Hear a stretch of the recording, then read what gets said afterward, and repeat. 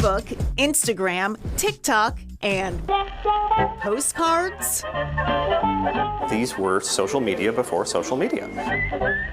They're real photo postcards, images created in the early 1900s, and now featured in a new exhibit at the Museum of Fine Arts in Boston. Just around 1900, people start to print photographs, actual photographs they've taken with their own cameras, on postcards. So one of the things we wanted to do in the show... Ben Weiss is co-curator of the exhibit with Linda Klitsch. It features nearly 500 photo postcards of that era. What we really wanted to do was capture in the show the way that the postcards capture the effect of walking around a town in the early decades of the 20th century. This is a way to look into life 100 years ago. There are people working, operating the telephone system, hanging laundry, staffing the counter at a grocery store.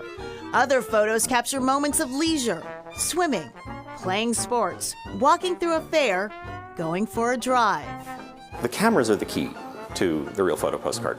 These cards are made on a special postcard camera where the camera is designed to expose a postcard-sized negative. So they're 3.5 by 5 inches, which is incredibly big, which means they also capture incredible amounts of detail.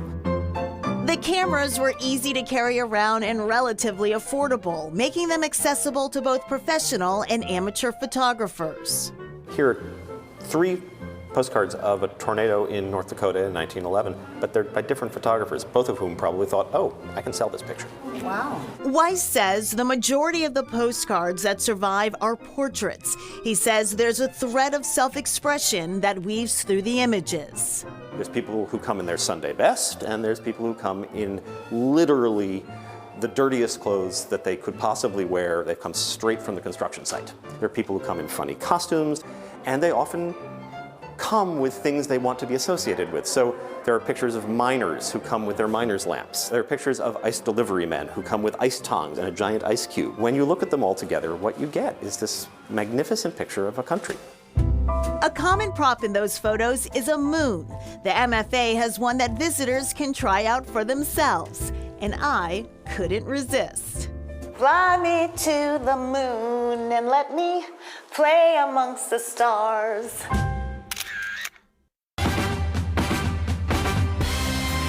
Open a door and step into an adventure.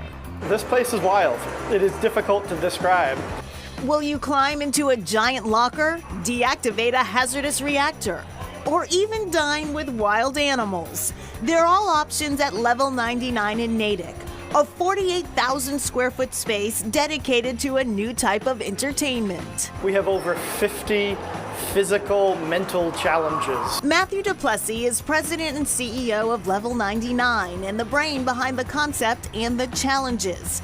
His own childhood dreams inspired this new venture. And I wanted to be Indiana Jones. I wanted to be James Bond. I wanted to have that adventure. And we love to make that real for people. So what's the meaning behind the name Level 99? It's the highest level. It's the peak of the mountain. It's the ultimate challenge. Duplessis showed me some of the challenges, like trying to make it across a balance beam while dodging giant swinging axes.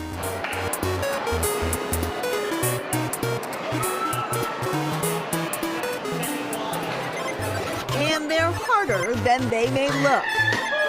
And in each of those different types of challenges, physical, mental, skill, communication, you're trying to accumulate all the stars, kind of like it was a live-action video game.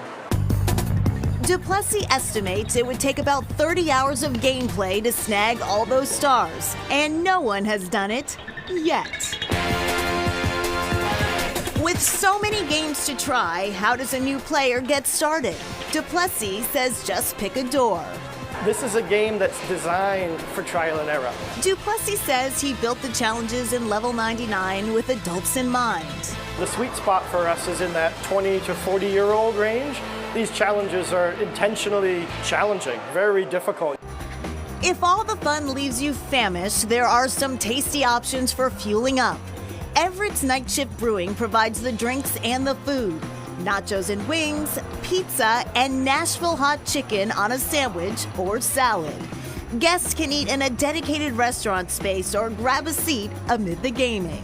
The food's amazing. It's really trying to combine an elevated, high-end culinary experience with a type of gameplay that you can't get anywhere else.